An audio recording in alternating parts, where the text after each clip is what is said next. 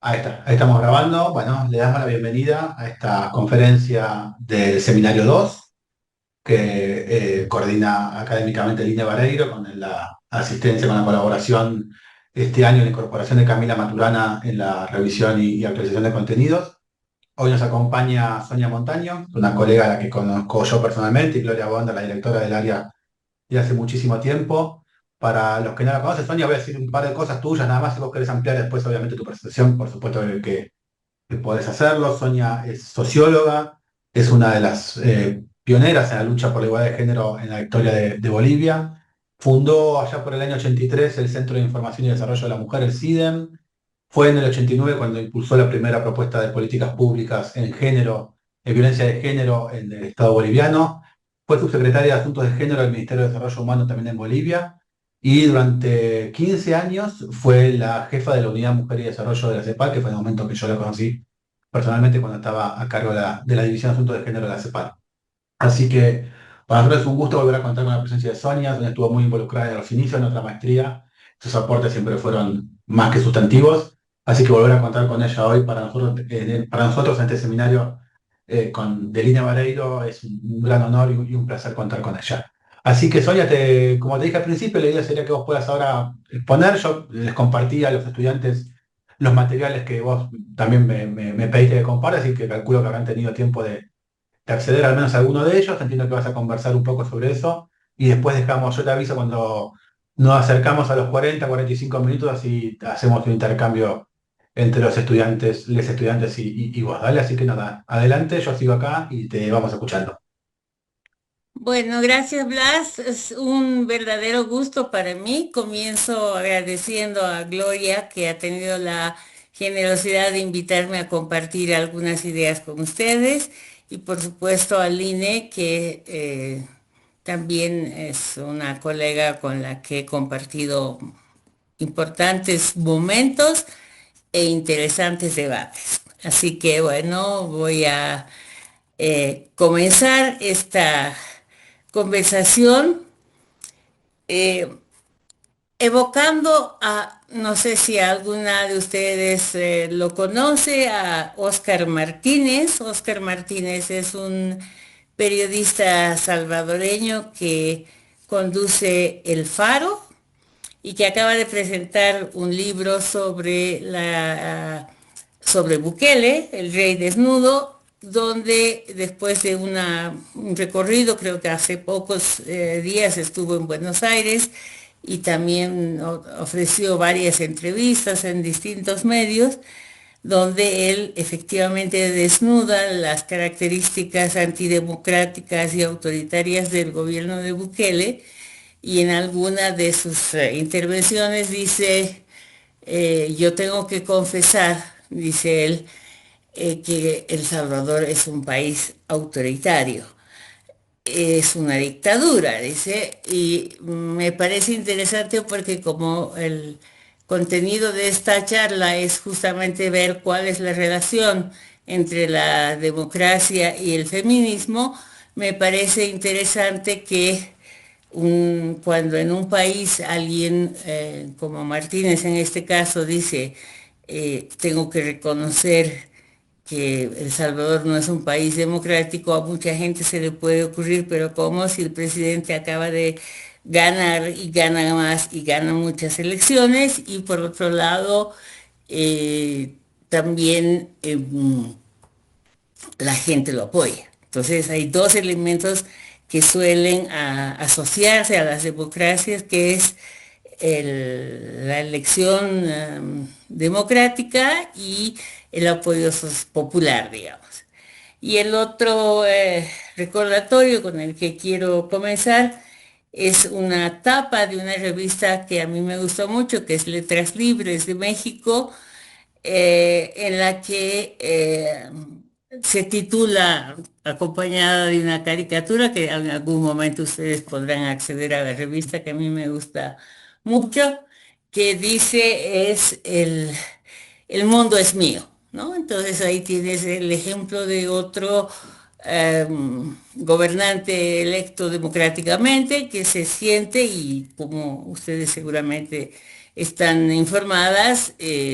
actúa como dueño del mundo, ¿no? Entonces, quiero que tengamos esas dos eh, ideas que desafían algunos de los debates en torno a la democracia a partir de los 90 para quienes teníamos la edad suficiente para votar en los años 80, 90, 2000. No sé, no logro ver a las participantes en este curso, pero a las que veo, les veo una cara jóvenes que probablemente tienen una experiencia en la vida política, en todo caso, más corta que la mía, ¿no? Entonces, me parece que eh, este trasfondo con el que yo quiero iniciar esta conversación sobre la relación, a ver, en cuanto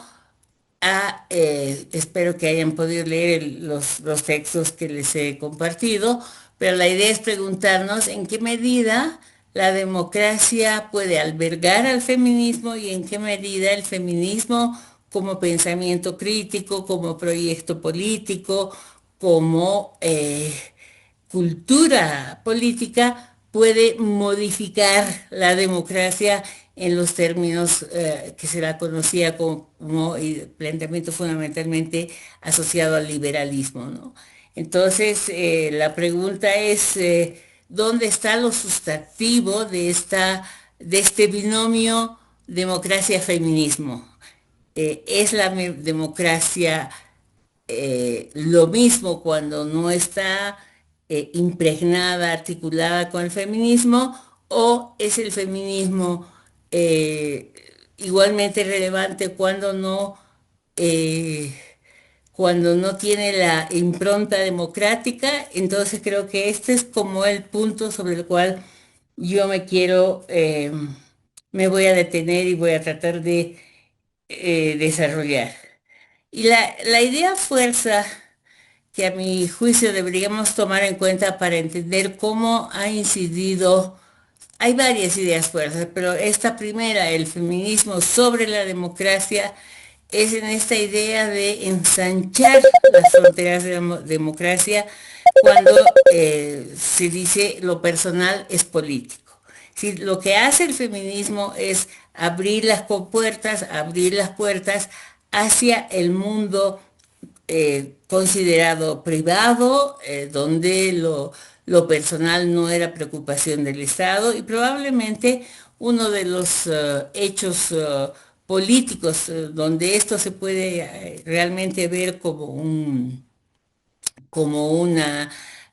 modificación, una alteración, una profundización, podríamos llamarla, dependiendo del punto de vista como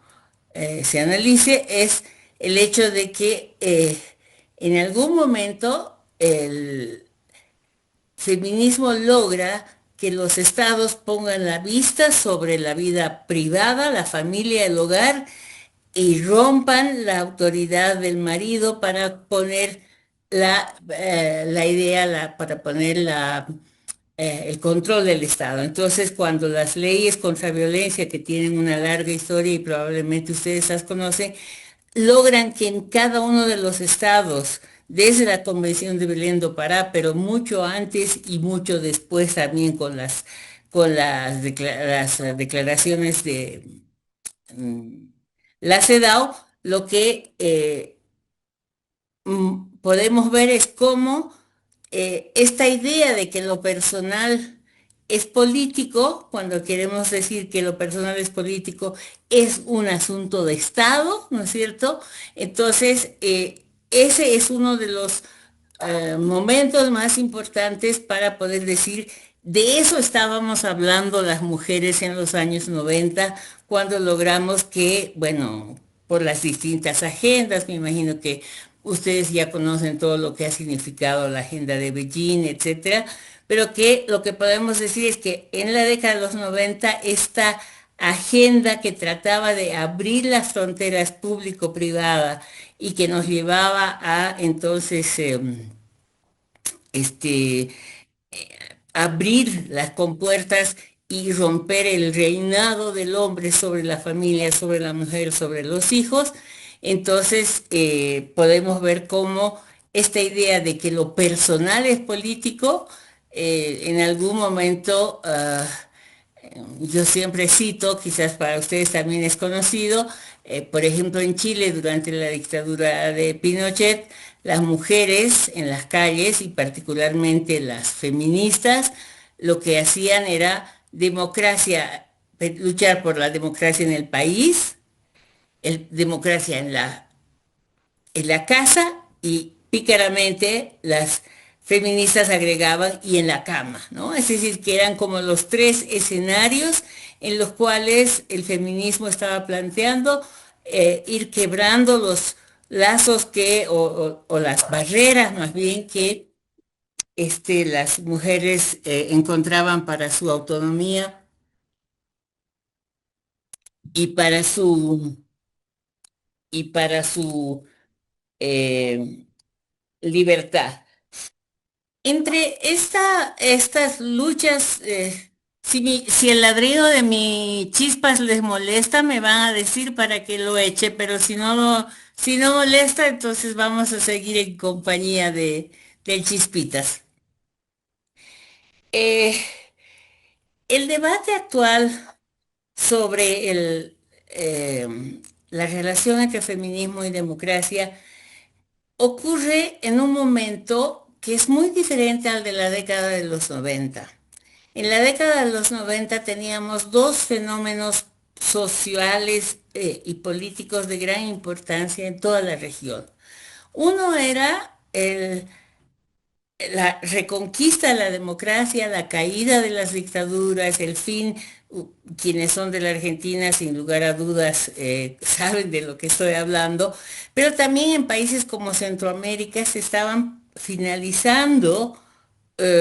las guerras civiles y entonces había una sensación, un clima político que hacía viable la esperanza de que la democracia como sistema político, como sistema electoral, adquiera una mucha mayor importancia de la que tuvo, por ejemplo, en los años 50 o 60, donde al calor, por ejemplo, de la Revolución Cubana, la idea de democracia estaba muy asociada a la democracia social. O sea, decía, ¿de qué me sirve votar si no tengo para comer? Esta idea de que la democracia era redistribución de bienes y servicios, con la llegada de las dictaduras hizo que se valorice el voto, que se valorice la democracia, por decirlo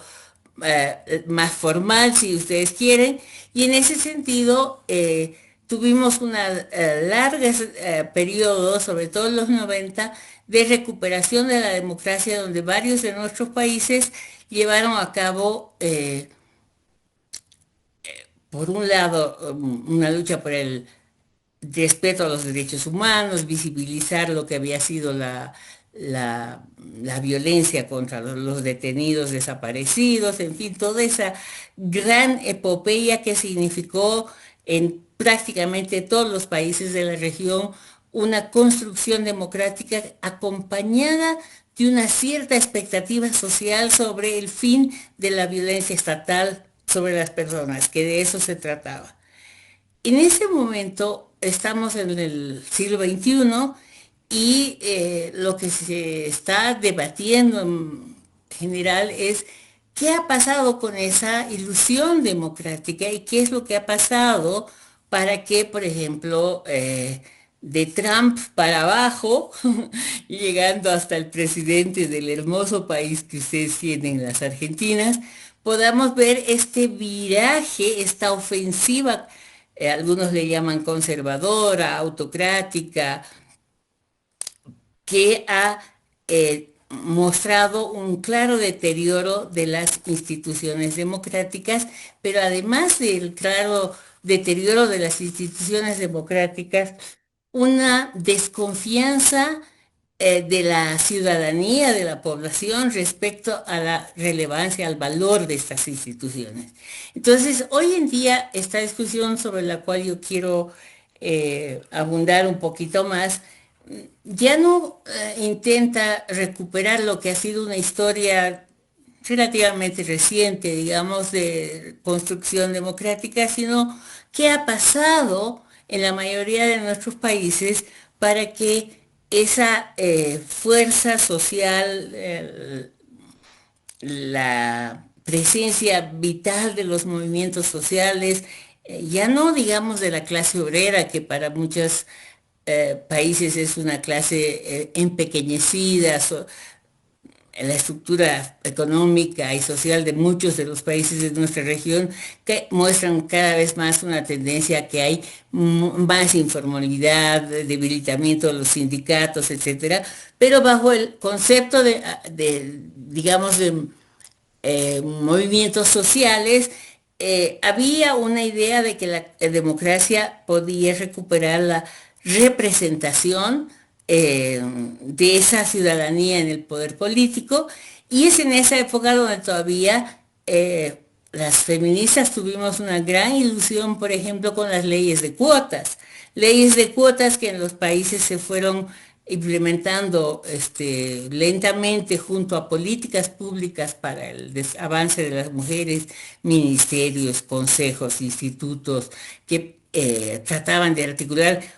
una otra idea que fue importante, que fue la transversalización. Algunas de ustedes hablarán del mainstreaming, ¿no es cierto?, de cómo las políticas públicas empezaron a buscar para poner el sello de género, de igualdad entre hombres y mujeres. Bueno, todo eso ha ido, a mi juicio, sufriendo un gran deterioro en los años 2000, donde esta agenda feminista que salió de Beijing, que salió de los encuentros feministas. Tengo un artículo escrito en un libro sobre movimientos sociales de Fernando Calderón, que es un colega boliviano que vive en Buenos Aires y creo que es docente de la Flaxo, si no estoy mal. Pero en ese estudio hago un esfuerzo por reconstruir cómo en la década de los 90 el movimiento feminista tuvo la capacidad de plantear temas como la lucha contra la violencia, el aborto, los derechos sexuales y reproductivos, el, el, el reconocimiento de la diversidad sexual, pero un conjunto de temas que primero pasaban por la sociedad civil y encontraron la capacidad de que estos movimientos feministas representados, por ejemplo, en los encuentros que se llevaron a cabo en todos los países, puedan inmediatamente inyectar esa energía, esas ideas, esa posibilidad en los ministerios, mecanismos e instituciones del Estado, incluida la Cancillería, y donde pareciera que se generaba una especie de constelación en los años 90. He escrito un libro con otra docente, o un artículo con una docente que es Virginia Guzmán, donde hablamos justamente de la forma como se articularon los distintos actores, sociedad civil, Estado, cooperación internacional. Hubo un largo periodo como de articulación donde esta constelación virtuosa permitió que en varios de nuestros países las mujeres pudieran ensanchar el nicho y además lo pudieran hacer a la luz de una agenda feminista reconocida y abierta. La pregunta es: ¿qué ha pasado para que en los años 2000 estemos enfrentando una situación en la cual, desde la crisis global, todo el debate que hay sobre Naciones Unidas, que no me voy a meter ahora, pero donde realmente la esfera internacional empieza a debilitar, y una de las cosas que desde Orbán, pasando por Trump y llegando a Milei y Bukele y Bolsonaro, en varios países, y algunos que más vergonzantemente no lo asumen, pero que igual lo llevan a cabo, vemos que uno de los ejes sobre los cuales estos movimientos conservadores, autocráticos, se llevan a cabo es eliminar el feminismo y eliminar a las mujeres de la presencia política en el Estado. No quiero decir que pareciera que no es el tema que más les quita el sueño, ¿no? Si uno ve, está más la agenda anti-inmigración, una agenda de carácter xenófobo, un desmontaje del Estado para quitarle todas las posibilidades de redistribución y de acoger los sectores más vulnerables, pero nosotras que estamos siguiendo el fenómeno de la autocracia y del autoritarismo, podemos decir que una viga maestra de este sentido conservador tiene que ver con eh, el avance de las mujeres. Y ahí lo que yo estoy planteando, y lo planteo siempre porque sé que es una mm, pequeña provocación, si ustedes quieren, es que eh, ¿qué, qué se ha hecho o qué se ha dejado de hacer en la región para que haya abierto la compuerta para un aplastamiento del movimiento feminista en la mayoría, en varios de nuestros países? Yo considero que, como lo planteo también en el artículo que les he compartido, es que en la década de los 90 y hasta comienzos de los 2000, la primera década de los 2000, muchos países han sido gobernados por una izquierda populista que ha abierto las puertas para que grupos de mujeres ya no entren como pequeña minoría, digamos, al poder, sino que entren como con una presencia fuerte. Tomo el ejemplo de mi país, pero seguramente podemos reconocer esto en otros lugares. eh, Cuando Evo Morales tomó el poder, no dijo no, cuotas es nada. En la reforma, en la Asamblea Constituyente, lo mínimo de lo que se hablaba era de paridad. De hecho, los amigos españoles de Podemos y el, ¿cómo se llama este chico de la colita? Que asesoraron la convención boliviana, pensaba, bueno, aquí vamos a hacer una democracia paritaria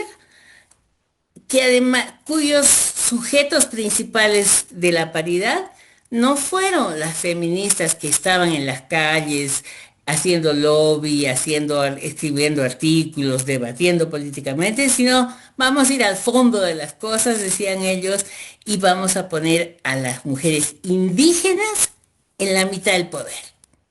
Entonces, lo que Morales hizo, particularmente a partir del 2009, fue, su primer gabinete fue un gabinete de ensueño, porque fue la mitad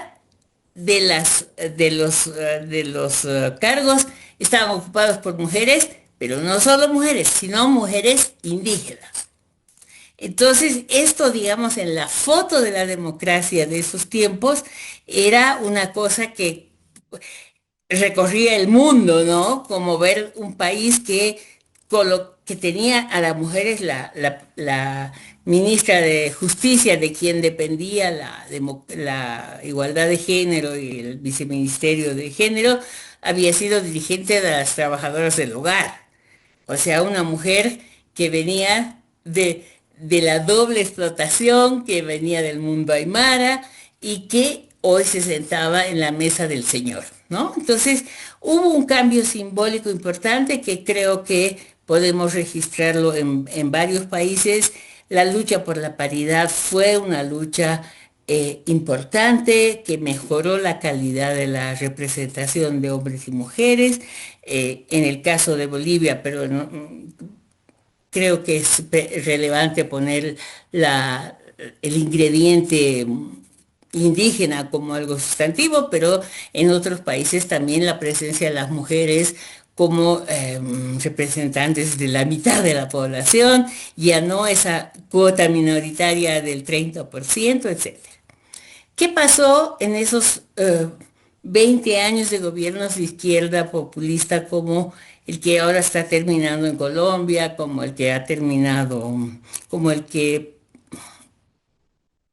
eh, ha pasado en el caso de Bolivia o que está pasando en el Perú, en el Ecuador? Es decir, esta arremetida tiene que ver, creo yo, con una debilidad muy grande en la que los gobiernos populistas de izquierda no tuvieron la capacidad de, uno, renovar su liderazgo y de acabar con algunas eh, características, del... Ups, ahora me escuchan, me ven, ¿qué ha pasado? Sí, te escucho y se te ve bien, Sonia, Te tranquila. Ah, escucho. bueno. Ya, entonces, lo que yo estoy diciendo es que entonces en estos gobiernos como el de Morales, el de lo que ocurrió en el Perú tiene sus características, el de Petro que se está terminando ahora, el de López Obrador, es decir, ahí lo que hubo, a mi modo de ver, es que la paridad fue representada por mujeres no necesariamente feministas que postergaron la agenda feminista en función de un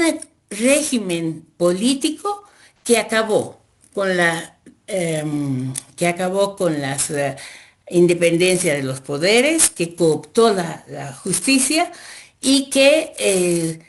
subordinó la agenda feminista a niveles que ya, como también lo digo en el artículo, lo que en varios países, y creo que es un desafío para las investigadoras seguir profundizando esto, pero que en varios países las feministas en el poder o las mujeres en el poder, esa es una primera interrogante, no tuvieron la capacidad de mantener una autonomía política, entendida esta como la capacidad de pensar con tu propia cabeza y no que te ayuden a pensar los jefes, jefazos y autoridades de poder. Y en esa medida contribuyeron, uno, a crear autocracias y gobiernos corporativos donde la democracia interna de los partidos no funcionaba y donde la independencia de poderes tampoco.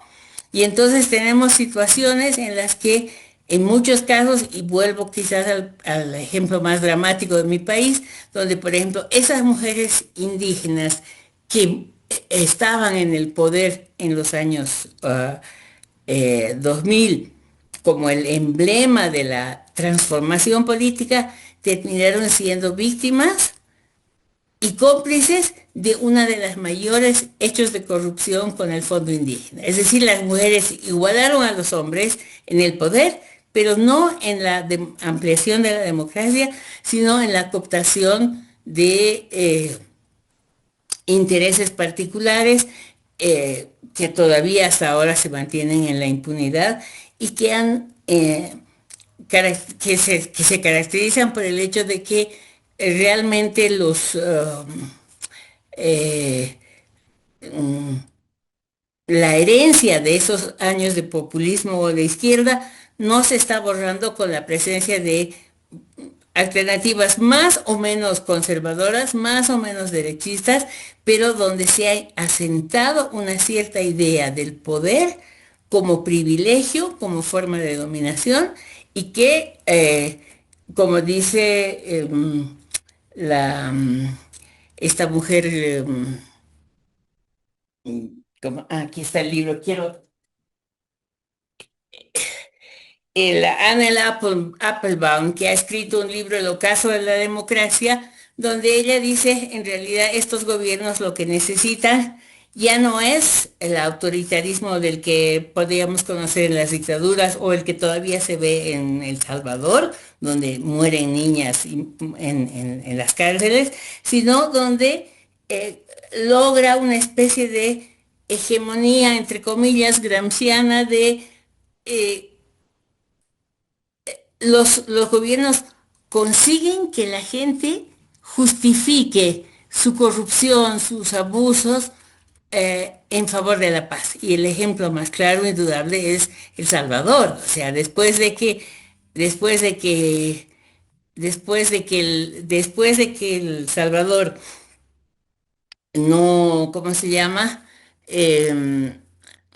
tenía el ataque de las maras y las pandillas y una violencia extrema, entonces que llegue un gobierno que ha puesto tranquilidad, donde los niños pueden salir a jugar fútbol, donde la gente ya no muere ni tiene que pagar comisiones a los grupos del crimen organizado. Entonces, eso ha hecho, como lo explica bien Martínez, que la gente esté feliz con un gobierno que les quita libertades, donde hay gente que paga el precio de estar injustamente presa sin el debido proceso, pero que tienen la tranquilidad que pueden salir a la calle. Y esa situación extrema de la que podemos hablar en El Salvador y en algunos otros países de Centroamérica, donde pide a gritos la llegada de los grupos autoritarios, nos está mostrando que eh, realmente el tipo de democracia, o sea, el tipo de régimen político que hoy tenemos y en los cuales las feministas nos debatimos en entrar a ser parte de eso, quedar fuera y ser en algunos casos perseguidas como les ha pasado a las mujeres de Nicaragua, como les está pasando a muchas mujeres que quedan fuera del sistema y no logran ocupar aquellos espacios del poder político para el cual ellas habían sido, las feministas habíamos imaginado que era nuestro papel. Continúo diciendo que esta idea de que el entrar al sistema político, construir instituciones democráticas al interior del sistema político, ocupar las curules de las asambleas, elaborar políticas públicas, se ha ido achicando junto con el deterioro de la democracia, donde en varios países la justicia está afectada por una cada vez mayor control del sistema político. Está siendo irrelevante que tú puedas eh, hacer una redistribución de recursos, de servicios, y quiero detenerme en este punto que me parece importante. Yo decía que en algún momento de los años 60 se pensaba que la democracia era la redistribución de bienes y servicios, acabar con la pobreza. Después, con las dictaduras, el acento fue a la representación, al voto y a la construcción y a la participación, digamos, en escenarios más políticos e internacionales. Pero ahora, con esta ola regresiva de la democracia, lo que estamos viendo es que los espacios en los cuales las feministas liberales, tradicionales o más institucionales, como se llama, ven achicar su espacio y las jóvenes, las nuevas generaciones, están participando con mucha más fuerza en un rechazo del Estado, en un rechazo de las políticas públicas y en una crítica muchas veces justificada, esa es una cosa que podemos conversar, de las viejas políticas, de las viejas feministas. Entonces tengo la impresión de que en muchos casos, en algunos países, y obviamente esto es materia de debate, pero lo que estamos diciendo es que estas mujeres creen que hay que echar el agua con la o agua más, es decir, no hay una recuperación en esta serie de entrevistas que les he compartido, donde han hablado muchas feministas de varios países. Una de las constantes ha sido la crítica o la ausencia o la falta de interés de las mujeres jóvenes respecto de el legado de las feministas del pasado, el diálogo con las feministas viejas del presente y la necesidad que ellas pudieran ver de buscar una articulación con el pasado reciente. Entonces creo que allí estamos hablando de una crisis, de una, eh, ¿cómo me puedo decir?, de una agenda de desafíos en los cuales, junto con el deterioro de la democracia y el cierre de los espacios políticos, las feministas de hoy, que puede ser esa mezcla de varias generaciones, algunas que sobrevivimos y otras que están emergiendo, esos no hay los canales de debate ni de discusión en un contexto en que no solamente se está achicando la democracia y deteriorando, sino donde hay otro debate que me parece relevante para nosotras y eh, es la izquierda más feminista que la derecha. ¿De qué izquierda estamos hablando? Todo el tema de derecha, izquierda, por ejemplo, regímenes como el de Venezuela, como Nicaragua, como Bolivia, pueden ser catalogados de izquierda solamente porque se autoasignan esa característica o podemos encontrar lo que en los años 90 y en el pasado se consideraba como izquierda, que era la búsqueda de la igualdad, de las igualdades, igualdades sociales, igualdades económicas, igualdades políticas, que a la luz de de los indicadores que nos ayudarían a ver eso, podemos ver que realmente este, no había, digamos, en todo este proceso en todo este proceso de desarrollo, esas igualdades eh, no, no son evidentes. La crisis económica que viven varios de nuestros países como consecuencia de los cambios en los precios de las materias primas han puesto en evidencia de que mucha de la distribución que pensábamos que era parte de la izquierda igualitaria, en realidad era resultado de fenómenos macroeconómicos como los altos precios de las materias primas, que no necesariamente sirvieron para que los países pudieran armar una plataforma de desarrollo económico que, por ejemplo, priorice la educación, la salud, áreas en las que todos los países han mostrado no solamente que van de la mano de la caída del crecimiento económico, sino de la caída del empleo y de la calidad de los servicios. Entonces, hay todo un debate sobre lo que la sociedad civil estaba esperando en los años 2000 y al comienzo de estos gobiernos de izquierda, sin mencionar y que no se ha evidenciado porque efectivamente han sido obstaculizados por temas como la corrupción y la corrupción. Es decir, el tema de la corrupción y la presencia del crimen organizado en todos nuestros países es algo que se ha convertido en el principal obstáculo para que las mujeres feministas puedan decir, yo entro a este gobierno, y no sé si hay alguna compañera mexicana en el curso, pero realmente con esta victoria de una mujer presidenta en México, vemos cómo ella tiene en este momento que enfrentar el embate del crimen organizado, del trampismo que quiere eh, eliminar todo el contorno democrático que tuvo su elección, porque ha habido una transversalización del crimen organizado en distintas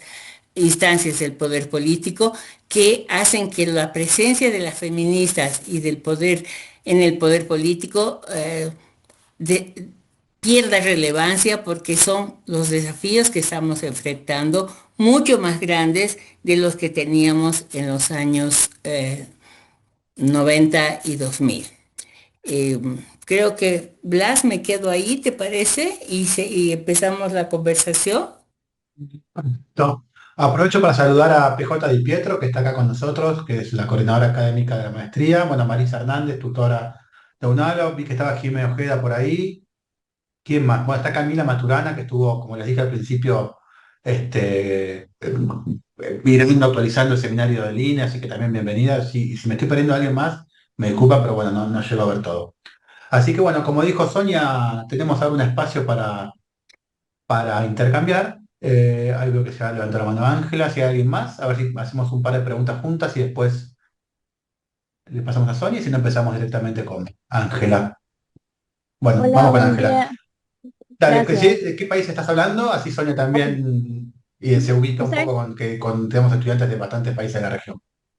Bueno, está bien. Hola, buen día, Sonia. Soy Ángela Daly Rodríguez de Honduras. El gobierno anterior fue un gobierno de izquierda y fue la primera mujer gobernante en el país. Lastimosamente se esperaba bastante de este gobierno porque era una mujer y pues se esperaba de que la paridad en el poder iba a ser como que mayor, pero en realidad se demostró que no, mayormente ocupaban cargos hombres. De hecho, se dijo de que en el país no gobernaba Xiomara Castro, sino que gobernaba Mel Zelaya, cosa que hasta cierto punto, pues en su mayoría era cierto, porque de hecho a algunas reuniones importantes a veces no iba la presidenta, sino que iba Xiomara Castro. Bueno, Honduras lastimosamente ha sufrido bastante corrupción y la sigue sufriendo actualmente en el gobierno actual. Y mi consulta es, ¿qué piensa usted de este tema que pues es moda o nuevo, que dicen que las mujeres o que las feministas actualmente ya no luchan por los mismos derechos que hoy luchaban las feministas anteriormente? Esto es por lo que usted mencionó de que no hay como esa unión entre feministas actuales y feministas del pasado, porque dicen que ahora las feministas lo que quieren es como demostrar que los hombres no funcionan bien, algo así. Eso porque pues mi país es machista, ¿verdad? Lastimosamente, entonces eso es lo que ellos dicen. Las mujeres, las feministas de ahora nos dicen a veces, bueno, nos dicen feminazis, que esas son como las feministas extremas, ¿verdad? Entonces dicen, es que ahora las mujeres feministas no quieren luchar por sus derechos, lo que quieren es demostrar que los hombres no servimos para nada. Entonces, eso es, mi consulta es qué piensas sobre eso y lo que ha afectado a la democracia, ¿verdad? Porque por eso ahí se enganchan todos los gobiernos también. Gracias. Muchas gracias. Tu pregunta me da pie realmente, querida Ángeles, para ver dos temas importantes. Tuve la oportunidad de estar algunos años cuando trabajé en la CEPAL en Honduras y en los países centroamericanos, y por eso intento en muchos de estos cursos y reuniones realmente poner el acento o usar casos, ejemplos de Centroamérica y de los países andinos, que son los menos sexys de la región, ¿no? Porque hablar de Chile, de Argentina o de Brasil siempre es, además que tienes una gran información sobre eso. Eh, el caso de Xiomara Castro es muy interesante porque llegando como mujer y de izquierda, lo hizo en un contexto en que, como ocurre en varios países, el peso de las iglesias pentecostales y protestantes fue multiplicándose, pero rápidamente. En todos estos países, mientras gobernaban, vuelvo al país, a Evo Morales lo condecoraban las iglesias protestantes, porque hubo en muchos de nuestros países, parte de los gobiernos tuvieron conflictos con las iglesias, pero sobre todo por errores de la propia Iglesia Católica, creo yo. Ese es otro tema que podemos conversar, pero en muchos de esos países ya lo que ocurrió es que la gente empezó a abandonar la Iglesia Católica, florecieron las iglesias protestantes, y tú debes saber como yo que cuando, por ejemplo, en el caso de Honduras, se estaba llevando a cabo la discusión sobre educación sexual, las iglesias movilizaron todas sus armas para impedir que una cosa tan básica como es el derecho de las niñas a saber sobre su ciclo reproductivo y su vida sexual adolescente fue una batalla, pero la madre de las batallas en Honduras y en varios de nuestros países. Entonces, efectivamente, esto ha venido eh, haciéndose algo que es muy interesante, porque todas estas iglesias como las de Bolsonaro, Sonia Correa, que sería interesante que ustedes también la busquen, ella ha hecho unos documentales muy interesantes, no solamente sobre Brasil, pero sobre cómo estas iglesias pentecostales son capaces de ir a los grupos más deprimidos de la sociedad. Por ejemplo, en el caso de Brasil, estos grupos conservadores, antiderechos, como se llama, y que son los que van inoculando esta idea de las feminaces, de con mis hijos no te metas, es decir, una serie de eslogans que también han llegado a, por ejemplo, un señor de apellido Laje que actúa en Argentina, ¿no? Estos son los que piensan en grande para hacer las pildoritas que van por el resto del país. Pero en este caso, lo que Sonia Correa muestra es que las mujeres más hacen un trabajo, por ejemplo, en las cárceles o en los barrios más pobres.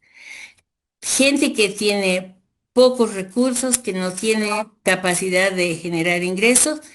ellos se acercan como quien hace una ayuda religiosa, los pillan en sus necesidades insatisfechas y de esa manera van entrando a las familias, a las comunidades y las van convocando para sus iglesias y religiones, convirtiéndose en fuerza electoral muy importante, como pasa en el Brasil y que esperemos que no le den el triunfo al Bolsonaro hijo, ¿no? Entonces, hay todo un trabajo que se ha venido haciendo desde hace muchos años y que han tenido la capacidad de tener bolsones de adherentes en distintos espacios sociales y donde, por ejemplo, esta relación entre los grupos de extrema derecha política con los grupos fundamentalistas religiosos son una fuerza política muy grande que eh, levanta argumentos de crítica, a veces puede ser legítima contra la izquierda o los gobiernos, pero en realidad parte de su penetración en la política se ha hecho sin tomar en cuenta si el gobierno era de derecha o de izquierda, sino atizando el descontento y la frustración social en los grupos sociales más deprimidos. Entonces yo te agradezco eh, esto. Quisiera agregar solo una cosita más sobre este tema, y es que, por ejemplo, cómo los medios de comunicación y las redes sociales, que tienen una gran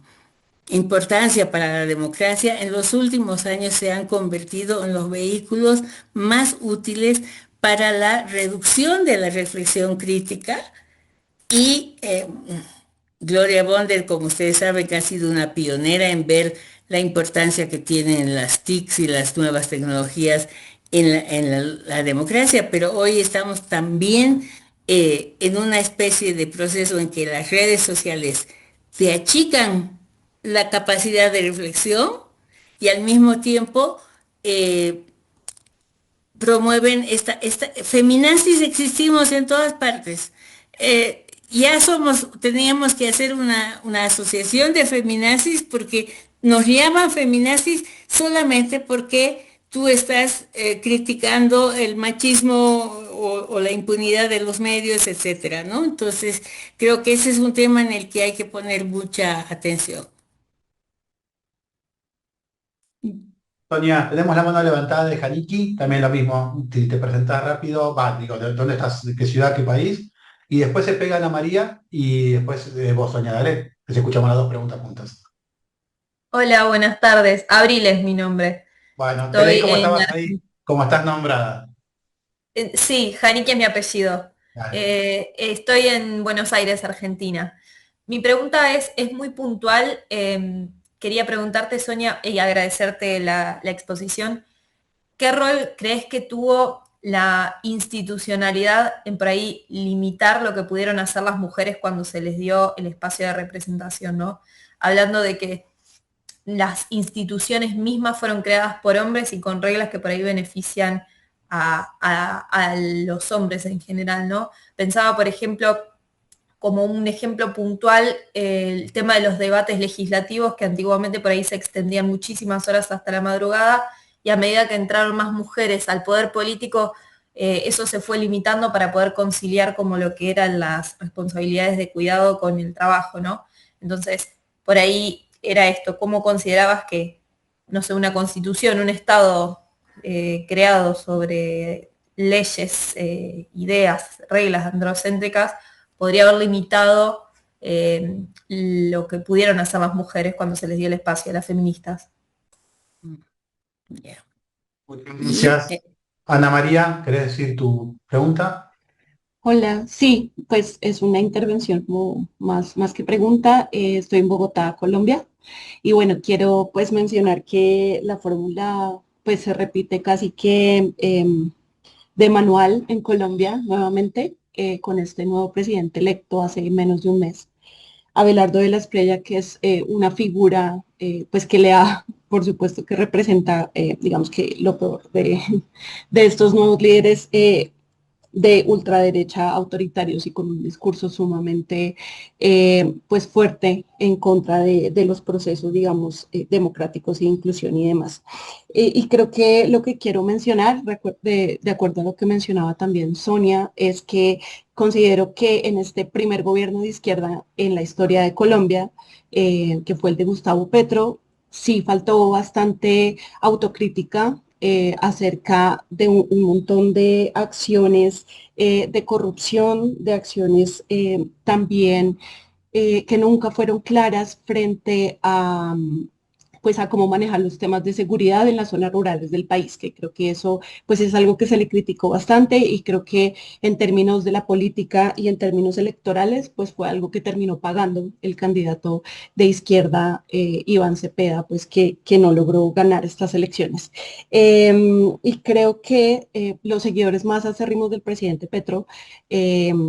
pues no lograron hacer esa autocrítica frente a esas acciones de corrupción, incluso de machismos, de unos discursos que siguen pues perpetuando un montón de estereotipos de género, incluso siendo él un presidente de izquierda y un presidente que en apariencia pues está deconstruido, ¿no? En muchos de sus discursos. También creo que quienes nos ubicamos un poco más en el centro, pues no logramos como encontrar de pronto la manera en que estas figuras, por ejemplo, indígenas o afrodescendientes, como fue la vicepresidenta de Gustavo Petro, como que lograban gestionar, o sea, realizar la gestión pública de manera adecuada, de manera transparente, de manera efectiva, que eso realmente para gran parte de la población es importante, ¿sí? Para gran parte de la población es importante. Obviamente ahí entró un juego de medios de comunicación para desprestigiar pues muchas de las acciones pues de estas personas. Y al candidato de izquierda que perdió en estas elecciones, se le criticó nuevamente lo mismo, poner a una mujer indígena como su fórmula vicepresidencial, teniendo en cuenta que dentro de los temas electorales, pues era de pronto una figura que no atraía nuevos votos, sino que eran votos que ya estaban de por sí dados para este candidato, pues es algo que realmente hoy en día pues ven las consecuencias porque no atrajo, digamos, a personas más de centro hacia su discurso. Entonces, esto creo que es importante y bueno, solamente para, como para terminar y mencionar que ahora con este presidente nuevo, pues nos enfrentamos a una ofensiva fuerte al proceso de paz que se firmó hace 10 años con las FARC, con la guerrilla de las FARC, y eso genera, por supuesto, angustia, mucho miedo en las poblaciones sobre qué va a pasar, sobre la vulneración de las libertades individuales para quienes firmaron el acuerdo de paz, pero también para las mujeres, para los movimientos sociales campesinos, afros, indígenas, incluso para la población LGBTI y demás. Entonces, solo es esa mi intervención. Gracias. bueno, que muy, muy Muchas gracias por las dos intervenciones. Mira, en el caso Abril, tú mencionas cómo se puede entrar como a un cuarto que no es tuyo y te dan ahí para que... Este es un debate interesante. En los años 90 escribimos con Jacqueline Pitangui, una colega brasilera, una reflexión sobre lo que estaba pasando en el Brasil, que era cómo construías tu cuarto propio en el Estado, que esos fueron algunos de los mecanismos para el adelanto de la mujer, institutos, etcétera. Y en algún momento cuando se habló de la transversalización era que efectivamente tú tenías que estar en todos los poderes del Estado, legislativo, judicial y ejecutivo, y donde efectivamente lo que hay fue una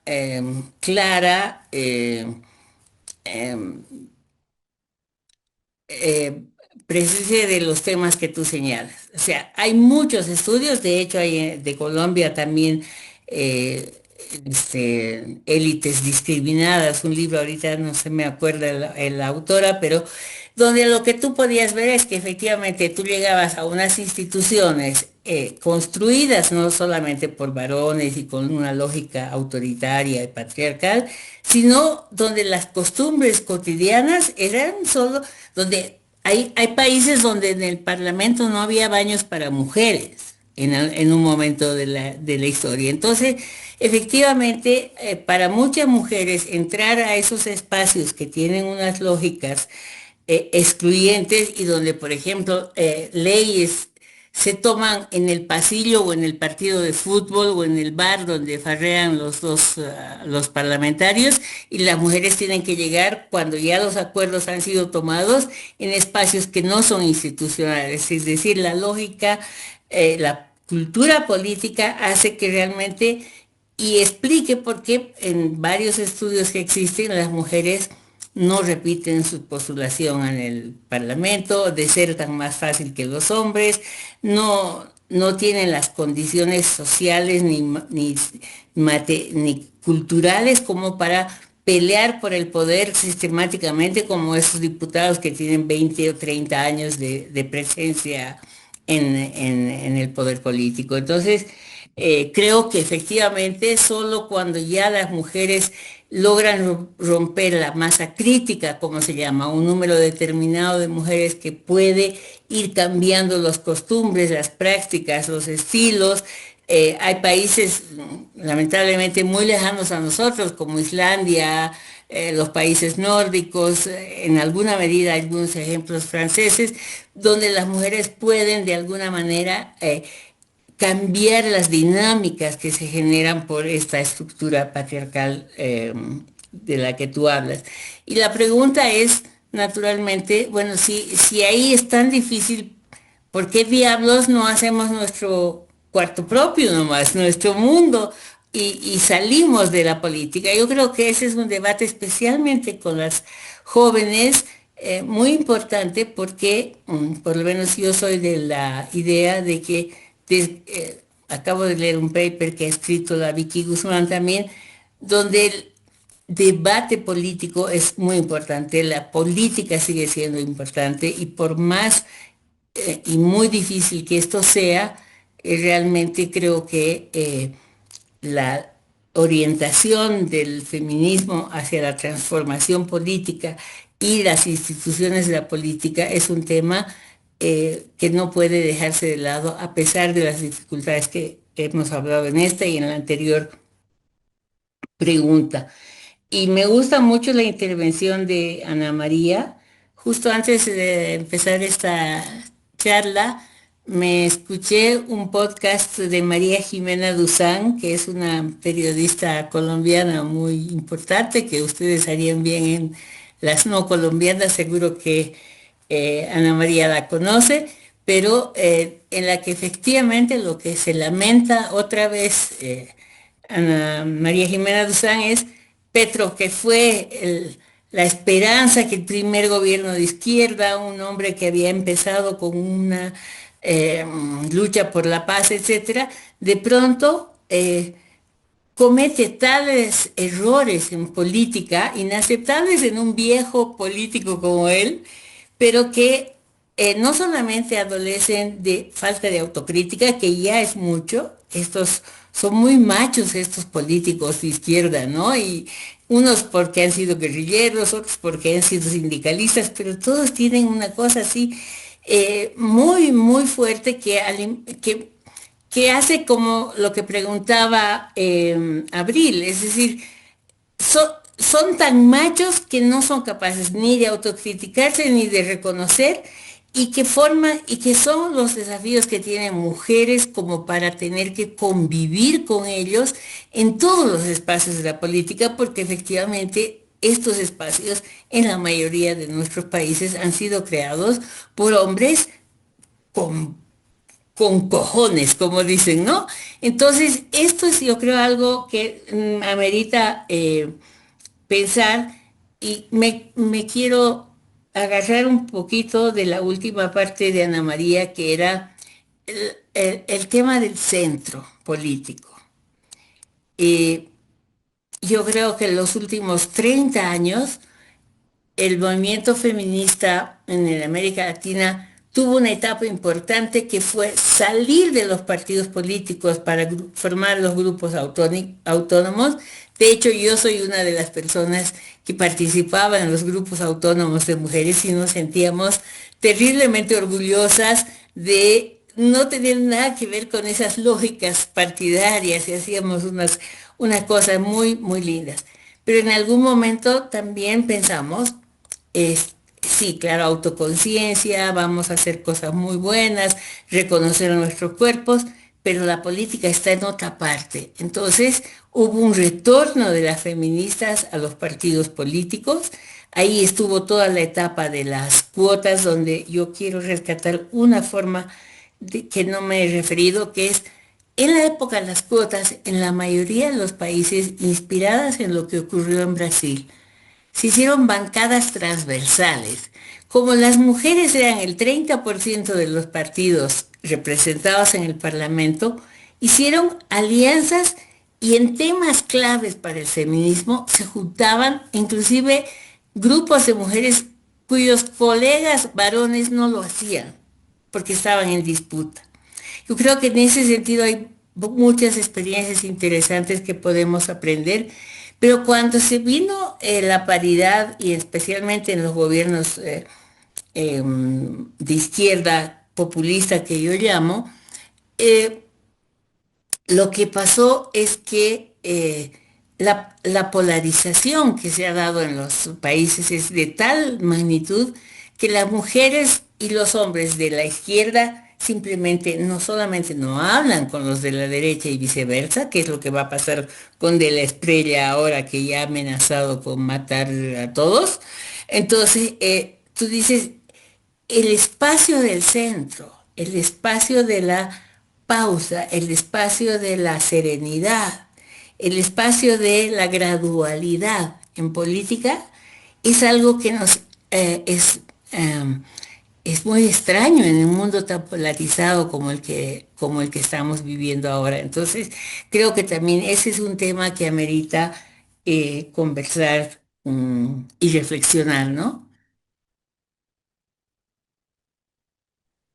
Gracias, Sonia. Está PJ con la mano levantada. Cerramos con esta pregunta y con tu respuesta, por supuesto, a la intervención de PJ, que, repito, es la coordinadora académica de nuestra maestría. PJ, te escuchamos. ¿Qué tal? Buenas tardes, un gusto estar con ustedes, un gusto estar con la conferencista, a quien admiro. Y yo no sé si Sonia se acuerda o no, pero fui estudiante de la primera cohorte de PRIGEP allá en el año 2001, así que leíamos muy atentamente todo el trabajo que salía de su escritorio, pero también de su trabajo participativo en CEPAL con los años. Más que una pregunta es un comentario, ¿sí? Sobre, sobre dos puntos que has subrayado con tu presentación. Uno con la transnacionalización de la belicosidad, de un modelo de aguerramiento, ¿sí? Un modelo de guerra y de conflictividad, por ejemplo, Sayak Valencia, que habla de la narcoeconomía, del capitalismo gore, y también de las múltiples maneras en que la violencia permea las instituciones que supuestamente son instituciones de defensa y seguridad dentro de los Estados-nación. Sin ir más lejos, ¿sí? Hace unos cuantos meses el gobierno, bueno, ¿cómo se llama la agencia ay, ¿cómo se dirá en español? El Ministerio de Estado, ¿sí? Como de Asuntos Externos de Estados Unidos utilizó justificó justificó el ataque sobre la soberanía de Venezuela, sobre soberanía política de Venezuela, a través de un argumento relacionado con un ataque narcotraficante, ¿sí? Con respecto a cuál es la falta de potestad que tiene un gobierno nacional para asegurar sus propias fronteras, que eso se estaba convirtiendo en una ofensiva en contra de la soberanía norteamericana y su capacidad para lidiar con el problema de la narcoeconomía.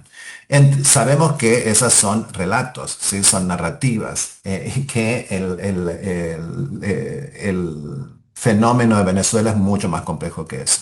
Pero va a ilustrar este punto que subrayaste respecto a la transnacionalización de la belicosidad, ¿sí? Y que eso tiene que ver con la crisis, con las crisis democráticas y el viraje de ese modelo post Segunda Guerra, el viraje de lo que está sucediendo también en Naciones Unidas. Entonces, por un lado eso, pero por el otro también el punto este de la polarización.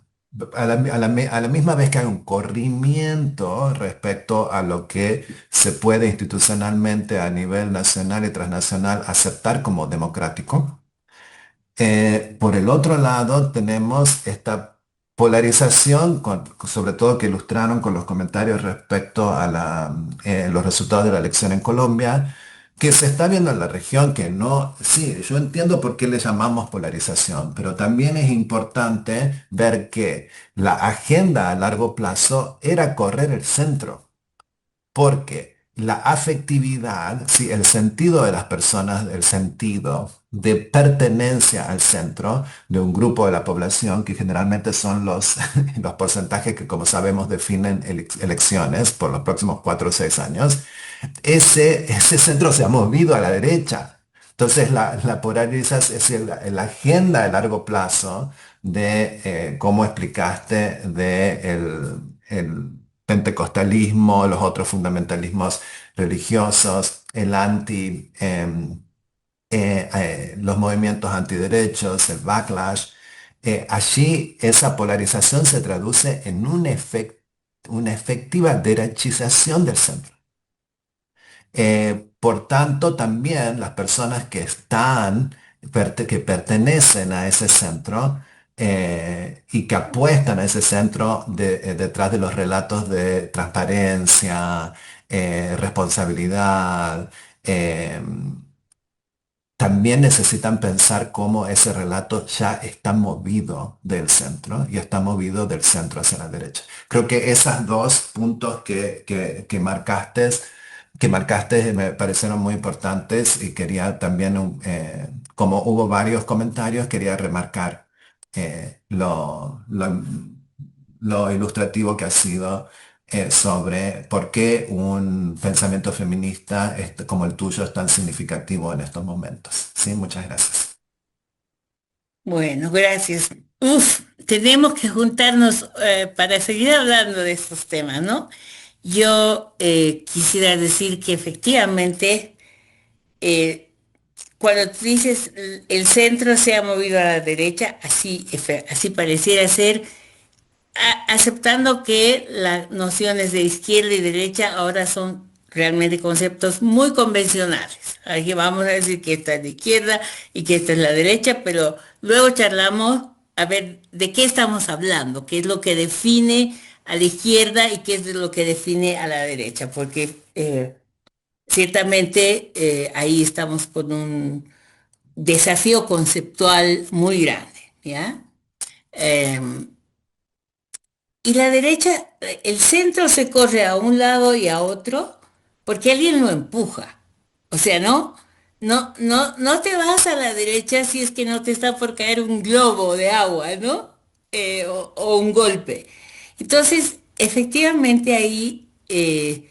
eso que en las viejas teorías se llamaban las minorías, mayorías silenciosas, etcétera, unos grupos que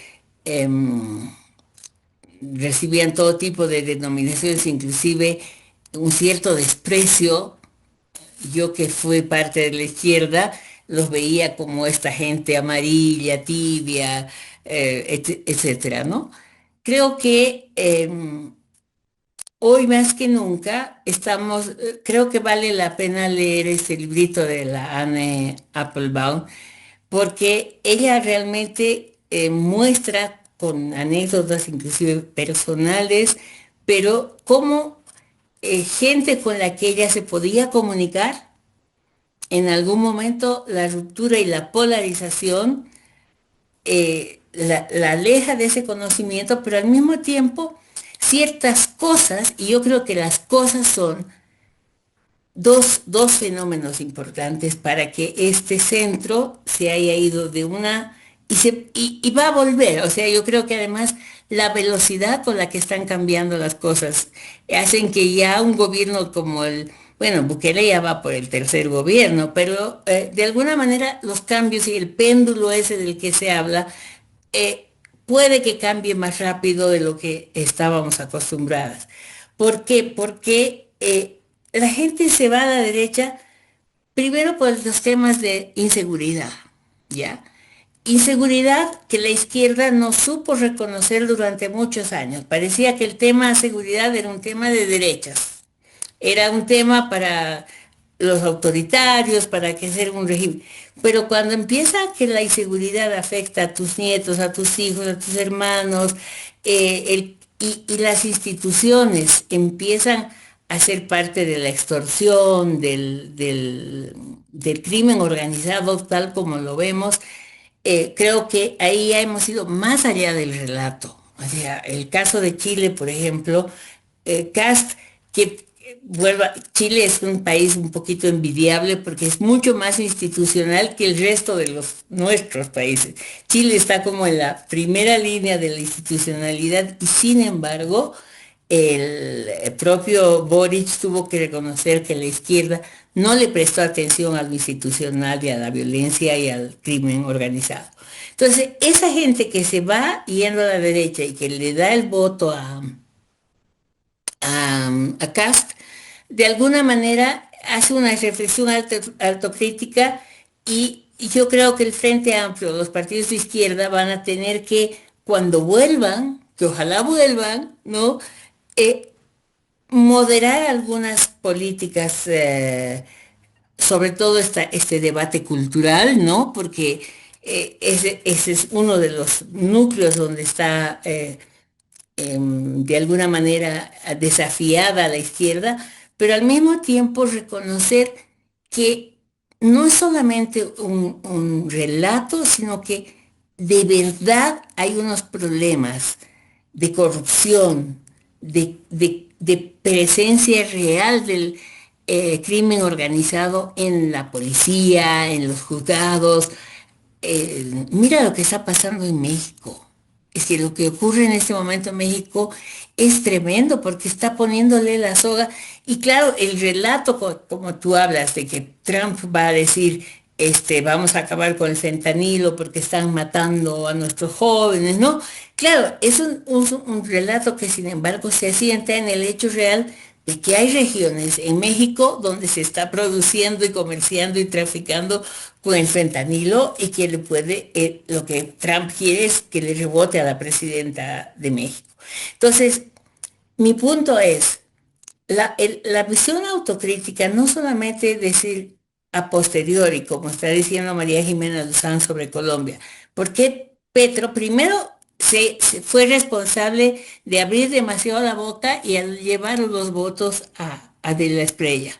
Habló, como dicen las brasileras, faló demais, ¿no? Este señor Petro. Pero además ahora, cuando ya está afuera, sigue jorobando a su sector, ¿me entiendes? Entonces creo que ahí hay un tema de mucha reflexión donde valores como la decencia, valores como la moderación, valores como el respeto, son valores que nosotras las feministas de los 80 asociábamos con la izquierda. La defensa de los derechos humanos también. Y cuando llegas a un punto en que unos presidentes de izquierda tienen la boca como la de Petro o como la de Morales o como la del sombrerito del Perú, entonces tú piensas, hay un deterioro no solamente de las instituciones, sino de esa cosa básica que la democracia, porque de eso hemos venido a hablar, que es como el respeto, el tener, no sé si es la Applebaum o alguien que dice, la democracia no solamente es Estado de Derecho, instituciones, sino ganas de negociar, voluntad para negociar. Entonces, voluntad para negociar creo que es como lo que tú puedes ver que no ha habido en la mayoría de nuestros países donde se toma el poder, se lo toma ya no por las armas, se lo toma por las elecciones, pero después de ahí no quieres hablar con nadie, como está diciendo De la Espriella en Colombia. Entonces, como se han cambiado las metodologías, el Estado de Derecho ya es un Estado de derecha, pero al otro lado, si algo tenemos que recuperar es que la democracia necesita todavía elecciones, pero además de elecciones, independencia de poderes y eso que te decía, que es voluntad de negociar. Entonces, mucho de que la independencia de poderes y la voluntad de negociar todavía son factores ausentes en la democracia de nuestros países en estos momentos y nos deja a las feministas ante la disyuntiva de insistir para entrar a ese terreno tan arenoso que hablábamos ¿cómo es? Con Abril, y que sin embargo ahora tú dices, eh, no queremos volver atrás. O sea, no podemos tener nostalgia de la violencia, tenemos que seguir reivindicando, yo creo, los procesos democráticos formales y agarrarnos de lo que dice la CEDAW, que es la democracia es formal, pero también es sustantiva. O sea, son cambios y eso solo se hace desde la política pública. Entonces creo que ese es como el mensaje que yo quisiera dejar en este punto, PJ. Me encantó verte.